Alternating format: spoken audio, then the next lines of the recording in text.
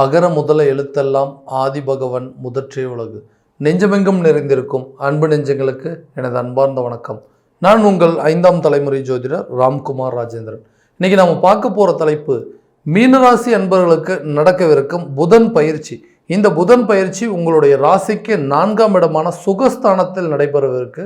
So புதன் சர்வம் புதன் மயம் என்றே கூறலாம். இந்த புதன் ஒருவருடைய வாழ்க்கையில மிக முக்கியமான பங்களிப்பு அப்படின்னே சொல்லலாங்க. இந்த புதன் புத்திக்காரகன், வித்தைக்காரகன், வித்யாக்காரகன் என்று அழைக்கக்கூடிய ஒரு கிரகம். இந்த அறிவு, ஆற்றல், திறன், சிந்தனை, கல்வி ஆகிய அனைத்திற்கும் ஒரு முன்னோடியாக விளங்கக்கூடியவர் இந்த புதன் பகவான். ஸோ புதன் நவகிரகங்களின் இளவரசன், நரம்புகளின் நாயகன் என்று அழைக்கக்கூடிய கிரகம். இந்த புதன் ஒருவருக்கு பலவீனமாக இருக்கார் அப்படின்னா அவருடைய உடல் மற்றும் மன ரீதியாக சில பாதிப்புகள் இருக்கும் அப்படின்னு சொல்லலாம். அதே புதன் ஆட்சி அல்லது உச்சம் பெற்றிருக்கிறார் அப்படின்னு சொன்னால் அந்த புத்தி கூர்மையான சில விஷயங்கள், நல்ல ஞாபக சக்திகள், அதே போல் பேச்சாற்றல் வாய்ந்தவர்கள், கணிதத்துறையில் சிறந்து விளங்கக்கூடியவர்கள், இந்த அக்கௌண்ட்ஸ் மற்றும் ஆடிட்டிங் டிபார்ட்மெண்ட்டில் நல்ல ஒரு பொசிஷனில் இருக்கக்கூடிய நபர்கள் இந்த புதன் பகவான் ஆட்சி அல்லது உச்சம் பெற்றிருப்பாங்கன்னு சொல்லுவோம்.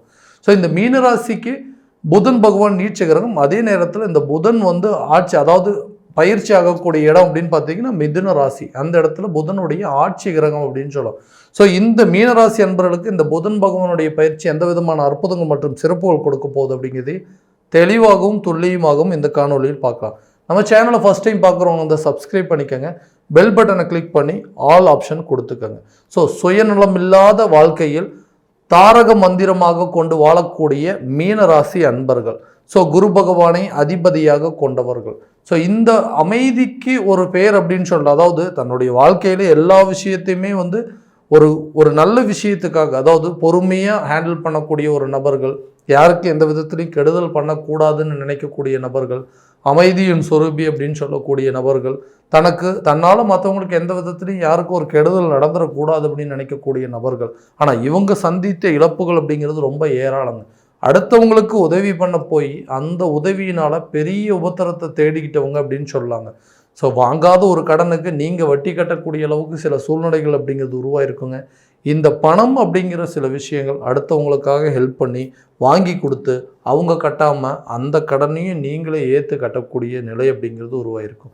ஸோ எனக்கு மட்டும் ஏன் இப்படி ஆகுது, நான் ஒரு விஷயத்தை பண்ணால் மட்டும் எல்லாமே நஷ்டமாகுது, அதே விஷயத்த மற்றவங்களுக்காக நான் ஜஸ்ட் ரெக்கமெண்ட் பண்ணாவே போதும், அவங்க அதை வச்சு நல்லா டெவலப் ஆயிடுறாங்க, ஆனால் என்னோட நிலை இன்னும் இதே நிலைமையில தான் இருக்குது. என்னால் செலவுகளை எந்த விதத்துலையும் குறைக்க முடியல, வருமானத்தையும் பெருக்க முடியல. எல்லாருக்கும் நார்மலாக ஒருத்தர்கிட்ட போய் பேசினா கூட என்னை எதிரியாக பார்க்கக்கூடிய அளவுக்கு சில சூழல் அப்படிங்கிறது உருவாயிருச்சுங்க. யாரையுமே என்னால் சரியாக அட்ஜஸ்ட் பண்ணி போக முடியாத சூழல். என்னோட நலனுக்காக பாடுபடுறத விட அடுத்தவங்களுடைய நலனுக்காகவே பாடுபட வேண்டிய சூழல் அப்படிங்கிறது உருவாயிருச்சு. வாங்காத பேர் வாங்கியாச்சுங்க, அவமானங்களையும் சந்திச்சாச்சு, நிறைய கஷ்டங்கள். ஒரு இடத்துலேருந்து இன்னொரு இடத்துக்கு எங்கேயாவது போய் பொழைச்சிக்கலாம் அப்படின்னு சொன்னால் கூட இந்த இடத்த விட்டு என்னால் அந்த இடத்துக்கு போகக்கூட முடியலைங்க. இதே சூழ்நிலை இருக்குது. ஒரு இடம் மாற்றம் என்னால் பண்ண முடியல. ஒரு பொருளை கரெக்டான நேரத்தில் இதை விற்றா இந்த பிரச்சனை தீரும்னு நினச்சா கூட என்னால் விற்க முடியாமல் இருக்குது. அட்லீஸ்ட் இதை நடத்தினா, இந்த பிஸ்னஸை கரெக்டான விதத்தில் நடத்தினா இது மூலமாக என்னால் ஒரு சில வருமானங்களை உருவாக்கி அந்த பிரச்சனையை தீர்த்துக்க முடியும்னு நினச்சா கூட அதுவும் பண்ண முடியல. தொழில், வியாபாரம் எதுலேயுமே கரெக்டான சூழல் அப்படிங்கிறது எனக்கு போகவே மாட்டேங்குதுங்க. எல்லாருமே என்னை ஒரு கேவலமான ஒரு சில சூழ்நிலையாகவே எனக்கு வாழ்க்கை ஓடிட்டுருக்கு. எல்லாருமே என்னை ரொம்ப அவமரியாதையாக திட்டக்கூடிய அளவுக்கு சில வாய்ப்புகள். நீ எல்லாம் வாங்கு, எதுக்காகப்பா பணம் வாங்கின, பணம் வாங்கிட்டு அந்த பணத்தை திரும்ப கட்ட முடியாத சூழ்நிலை இருக்கிறவங்களாம் எதுக்காக கடன் வாங்குறீங்க? ஏன்னா என்னை கேட்காத என்கிட்ட பணம் கொடுத்தவங்க ஏராளங்க. ஆனால் இன்றைக்கி கேட்டால் கூட ஒரு இடத்துல எனக்கு உதவி அப்படிங்கிறது பண்ண மாட்டேங்கிறாங்க. அடுத்தவங்களுக்கு உதவி பண்ணதே பெரிய தப்புங்களா? சரி, இது ஒரு சூழ்நிலையா? அதேபோல் என்னோடய பிஸ்னஸை என்னால் அதிகமாக டெவலப் பண்ணவும் முடியல. அதில் முன்ன இருந்த மாதிரி ஒரு சில வேகம் அப்படிங்கிறதே குறைஞ்சிட்ருக்கு. இந்த நிலையெல்லாம் மாறாதா? என் கூட வேலை பார்க்குறவங்க கூட என்னை எதிரியாக தான் பார்க்குறாங்க. இதனால் எனக்கு இங்கே என்னுடைய ஹையர் ஆஃபீஸருக்கும் தேவையில்லாத சில பிரச்சனைகள் அப்படிங்கிறது வந்துகிட்டே இருக்குன்னு சொல்லக்கூடிய நபர்கள் இந்த எல்லா பிரச்சனையும் சந்தித்து மன வேதனைகள் ரொம்ப அதிகமாக அனுபவிச்சிட்டோம். கஷ்டங்கள் அப்படிங்கிறத அனுபவிச்சிட்டோம். இந்த நிலை மாறவே மாறாதா? என்னுடைய நிலை மற்றவங்களுக்கு வராதா? என்னுடைய வாழ்க்கை பயணத்தையே முடிச்சிக்கலாங்கிற அளவுக்குலாம் சில சூழ்நிலைகள் கொண்டு போயிட்டு வந்துருச்சு. என்னோட இடத்துல வேறு யார் இருந்தாலும் இந்நேரம் அவங்களோட வாழ்க்கையை இதோடு முடிச்சிருப்பாங்க. ஆனால் எனக்கு தன்னம்பிக்கை அப்படிங்கிறது அதிகம். ஏன்னா குரு பகவான் அதிபதி இல்லைங்களா, கடவுள் நம்பிக்கை கண்டிப்பாக ஜாஸ்திங்க. ஏதாவது ஒரு விதத்தில் கடவுள் நமக்கு ஒரு நல்ல வழியை கொடுக்க மாட்டாரான்னு சொல்லி வாழ்க்கையில் போராட்டத்தை மட்டுமே சந்திச்சுட்டு இருந்த மீனராசி என்பவர்களுக்கு இந்த வரக்கூடிய காலகட்டங்களில் கண்டிப்பாக ஒரு யோக காலமாக இருக்க போதுங்க. உங்களுடைய தொழிலில் இதுவரைக்கும் இருந்து வந்த நஷ்டங்களை தவிர்ப்பதற்கான சில சூழல் அப்படிங்கிறது கண்டிப்பாக உருவாகுங்க. பணவரவுகள் அதிகரிக்கிறதுக்கான என்னென்ன முயற்சிகள் எடுக்கணுமோ அந்த முயற்சிகள் இந்த காலகட்டங்களில் எடுக்கும்போது கண்டிப்பாக ஒரு புத்தி கூர்மையாக செயல்பட்டு, திறன்பட செயல்பட்டு, அறிவு ஆற்றலோடு செயல்பட்டு அந்த பிஸ்னஸில் இருக்கக்கூடிய லாஸை கண்டிப்பாக ரெக்கவர் பண்ணிடுவீங்க. ஸோ தொழிலையும் ஒரு வியாபார ரீதியாகவோ தொழில் ரீதியாக இருக்கக்கூடிய முயற்சிகள் அனைத்தும் வெற்றி பலன் அப்படிங்கிறது கொடுக்கும். அதே போலங்க, ஒரு இடத்துல ஒரு பொருளை வாங்குகிறோம், நம்ம கடைக்கு தேவையானது, அதாவது நம்ம பிஸ்னஸுக்காக வாங்குறோங்க, ஒரு சரக்குகள் வாங்குகிறோம், நம்ம கடைக்கு தேவையான சரக்குகள் வாங்குகிறோம் அப்படின்னா அதை வாங்கும் போதும் அதை வாங்கி ஒரு இடத்துல ஹோல்டு பண்ணி, அதாவது பாதுகாப்பாக வைக்க வேண்டிய சூழல் அப்படிங்கிறதுலாம் ரொம்ப கவனம் செலுத்தணும். இல்லைனா அது மூலமாக பெரிய நஷ்டம் அப்படிங்கிறது உருவாயிடும். இப்போ ஒரு கடைக்கு தேவையான சில பொருட்களை வாங்குகிறோம், இன்றைக்கி ஆர்டர் எடுக்கணும்னு அந்த பொருளெல்லாம் இன்றைக்கி கொண்டு கொடுக்குறாங்க அப்படின்னு சொன்னால் அதை வாங்கும் போதும் சரிங்க, அதே மாதிரி அதை கொண்டு போய் பாதுகாப்பாக வைக்கும் போதும் சரி ரொம்ப அதிகமாக கவனம் அப்படிங்கிறது செலுத்தணும். இல்லைனா அதுவே ஒரு பெரிய நஷ்டத்தை அப்படிங்கிறது உங்களுக்கு உருவாக்கி கொடுத்துருங்க. அதே போல் வேலை செய்கிற இடத்துல, உத்தியோகத்துலேருந்து ஒரு இடத்துலேருந்து இன்னொரு இடத்துக்கு மாறுறதுக்கு ரொம்ப நாளாக முயற்சி பண்ணிகிட்டு இருக்கோம், அதுவும் என்னால் மாற முடியலைங்க, அது தேவையில்லாத பிரச்சனைகள், சாதாரண விஷயம் கூட பெரிய ஆர்கியூமெண்ட்டாக போகுது. எனக்கு மேனேஜருக்கும் அதே மாதிரி தான், சக ஊழியர்கள் கூட ஒர்க் பண்ணிட்டு இருக்கிற எம்ப்ளாயி கூட தேவையில்லாத ஆர்குமெண்ட் போயிட்டுருக்கு. என்னை ஒரு எதிரியாகவே பார்க்குறாங்கன்னா அவங்களுக்கு எந்த ஒரு கெடுதலும் பண்ணலை, பட் என்னை மட்டும் ஏன் அந்த மாதிரி பார்க்குறாங்க அப்படின்னு நினச்சிட்டு இருக்கக்கூடிய நபர்களுக்கு இந்த காலகட்டங்களில் உத்தியோகஸ்தர்கள், அதாவது வேலை செஞ்சிட்ருக்கிற இடத்துல கரெக்டான விதத்தில் உங்களோட வேலையை வேகமாக செஞ்சு முடிப்பீங்க. அதே போல் சக ஊழியர்களோடு இருந்து வந்த கருத்து வேறுபாடுகள் அப்படிங்கிறது அகலுங்க. மேலதிகாரிகள் உங்களுடைய கருத்துக்களுக்கு முக்கியத்துவம் கொடுப்பதற்கான சில வாய்ப்புகள் அப்படிங்கிறது கண்டிப்பாக உருவாகும். அதே போல் திருமணம் ரீதியாக எடுக்கக்கூடிய சில முயற்சிகள் தடைப்பட்டுட்டே இருக்குங்க. ஸோ திருமணம் அப்படிங்கிறது கண்டிப்பாக எப்போ தான் நடக்கும் அப்படின்னு சொல்லக்கூடியவங்களுக்கு இப்போ வரக்கூடிய காலகட்டங்களில் கண்டிப்பாக நல்ல ஒரு யோக தருணமாக இருக்க போது இந்த விஷயங்கள், இந்த திருமணம் சார்ந்து எடுக்கக்கூடிய முயற்சிகள் அனைத்தும் கண்டிப்பாக நல்ல ஒரு வாய்ப்பு அளிக்குங்க. அதே போல் இந்த குழந்தை பாக்கியம் இல்லாத தம்பதியினருக்கு குழந்தை பாக்கியம் அப்படிங்கிறது ஏற்படுத்துங்க. ரொம்ப நாளாக ட்ரீட்மெண்ட் எடுத்துகிட்டு இருக்கோங்க. ஸோ செயற்கை கருத்திருப்பு மூலமாக ஏதாவது சில முயற்சிகள் எடுத்தால் கண்டிப்பாக சக்ஸஸ் ஆகுமான்னு கேட்டால் கண்டிப்பாக நீங்கள் ட்ரை பண்ணலாங்க. அதே போல் ஒரு குழந்தை இருக்குது, ரெண்டாவது குழந்தைக்கான முயற்சிகள் எடுக்கலாம். ஸோ அதுக்கு உண்டான வாய்ப்புகள் இருக்கான்னா கண்டிப்பாக நல்ல செய்தி அப்படிங்கிறது சேருங்க.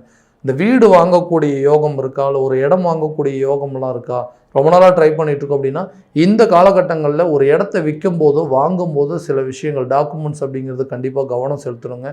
ஸோ இந்த நேரத்தில் பல சட்ட சிக்கல்களை சந்திக்கக்கூடிய சூழல் அப்படிங்கிறது ஏற்படும். ஏன்னா உங்களுடைய ராசியிலேயே ராகு பகவான் இருக்கனால வம்பு வழக்கு கோர்ட்டு கேஸ் பிரச்சனைகள் சந்திக்கக்கூடிய வாய்ப்புகள் இருக்குங்க. அதே போல் அடுத்தவங்களுக்கு ஜாமீன் போடுறது அப்படிங்கிறது கண்டிப்பாக நீங்கள் அவாய்ட் பண்ணியே ஆகணுங்க.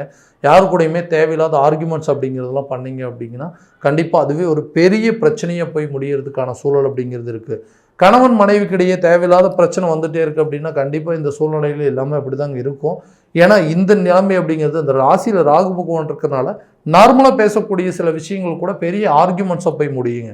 ஸோ யோசிக்காமல் டக்குன்னு பேசுகிறது, ஏதோ ஒரு வார்த்தைகள் வருது அப்படின்னா அந்த வார்த்தைகள் கண்டிப்பாக யோசிக்காமல் பேசக்கூடிய சூழல் அப்படிங்கிறது உருவாயிட்டு இருக்கும். ஸோ இந்த காலகட்டங்களில் இந்த புதன் பகவானுடைய பயிற்சி சுகஸ்தானத்தில் இருக்கிறதுனால கணவன் மனைவி ஒருத்தருக்கு ஒருத்தர் பேசிக்கும் போது ஒருத்தருக்கு ஒருத்தர் விவாதம் பண்ணும் போதும் அதில் சில அறிவுபூர்வமான விஷயங்கள், எதுக்காக இந்த விஷயத்தை இப்படி பேசிகிட்டு இருக்கோம், இதில் என்ன லாஜிக் இருக்குது, ஸோ இந்த விஷயங்கள் நீங்கள் பேசுகிறது தவறு அப்படின்னு சொல்லி அவங்களுக்கு கரெக்டான விதத்தில் எடுத்து சொல்லி அதற்குண்டான பிரச்சனைகளை தீர்க்கக்கூடிய வாய்ப்புகள் அப்படிங்கிறது கண்டிப்பாக இருக்குது. அதே மாதிரி ஒரு விஷயத்தை நினச்சிட்டு இருக்கோம், இந்த நேரத்தில் இந்த பொருட்களை வாங்கணும் அப்படின்னு ஆசைப்பட்டுட்டு இருக்கோம், கரெக்டாக அதை பண்ண முடியல அப்படின்னு சொல்லக்கூடிய நபர்களுக்கு பொருட்களை வாங்கி பயன்படுத்துவதற்கான யோக காலமாக இருக்க போதுங்க. அதே போல் உடல் ரீதியாக சில பாதிப்புகள், மருத்துவ செலவுகள் வருவதற்கான வாய்ப்புகள் இருக்குங்க. கண்டிப்பாக உடலில் நல்ல ஆரோக்கியம் செலுத்தணும். என்ன பிரச்சனையாக இருந்தாலும் இமீடியட்டாக ஹாஸ்பிட்டல் போய் பார்க்குறது ரொம்ப நல்லதுங்க. ஸோ குடும்பத்தில் யாராவது ஒருத்தருக்கு தேவையில்லாத ஹெல்த் இஷ்யூஸ் அப்படிங்கிறது இந்த காலகட்டங்களில் வர்றதுக்கான வாய்ப்புகள் இருக்குது. ஸோ அதுக்கு தகுந்தபடி ப்ரீ பிளானடாக இருக்கிறது ரொம்ப முக்கியங்க. அதே போல் குழந்தைகளுடைய இந்த மாணவர்களுடைய கல்வி சார்ந்த விஷயங்கள், அதாவது எஜுகேஷனில் கூடுதல் நேரம் செலவிடக்கூடிய சூழல், அதாவது ரொம்ப கொஞ்சம் டைம் ஸ்பெண்ட் பண்ணி டைம் எடுத்துக்கிட்டு ஒதுக்கி, அதாவது அந்த ஸ்டடீஸ்க்குன்னு சொல்லிட்டு ஒரு டைம் ஒதுக்கி படிக்கக்கூடிய சூழல் அப்படிங்கிறது நீங்களே உருவாக்கணுங்க. ஸோ அப்போ தான் அந்த வரக்கூடிய காலகட்டங்களில் எக்ஸாம்ஸில் அந்த சப்ஜெக்டில் கொஞ்சம் ஹையஸ்ட் மார்க் எடுக்கிறதுக்கான சில வாய்ப்புகள் அப்படிங்கிறது உருவாக்கி தருங்க. ஸோ இந்த விஷயங்கள் அனைத்தும் வந்து பார்த்தீங்கன்னா மீனராசி அன்பர்களுக்கு இந்த புதன் பகவானுடைய பயிற்சி நல்ல ஒரு பங்களிப்பாக இருக்க போதுங்க. ஸோ இது வரைக்கும் நம்ம பார்த்ததெல்லாம் பார்த்தீங்கன்னா கோச்சார பலன்கள் மட்டும்தான். இந்த பலன்கள் அனைத்தும் உங்களுக்கு நடக்குமா அப்படின்னா உங்களுடைய ஜனன ஜாதகத்தை முழுமையான விதத்தில் தெரிஞ்சுக்கிட்டு அதற்குண்டானபடி சில முயற்சிகள் எடுத்தீங்க அப்படின்னா கண்டிப்பாக எல்லா விதமான வெற்றிகள் அப்படிங்கிறது உங்களுக்கு கிடைக்குங்க. ஸோ உங்களுடைய ஜாதகம் எங்கிட்ட பார்க்கணும் அப்படின்னு ஆசைப்பட்டீங்கன்னா கீழே இருக்க நம்பருக்கு கான்டாக்ட் பண்ணி அப்பாயின்மெண்ட் ஃபிக்ஸ் பண்ணிக்கோங்க. அப்படி இல்லையா உங்களுடைய ஜாதகத்தை என்னோட வாட்ஸ்அப் நம்பருக்கு அனுப்பிச்சு வச்சிங்க அப்படின்னா தெளிவான முறையில் கணிச்சு துல்லியமான பலன்கள் அப்படிங்கிறது உங்களுக்கு தெரியப்படுத்தப்படுங்க. மீண்டும் அடுத்த காணொளியில் உங்களை சந்திக்கும் வரை உங்களிடமிருந்து விடைபெறுவது உங்கள் ராம்குமார் ராஜேந்திரன். நன்றி.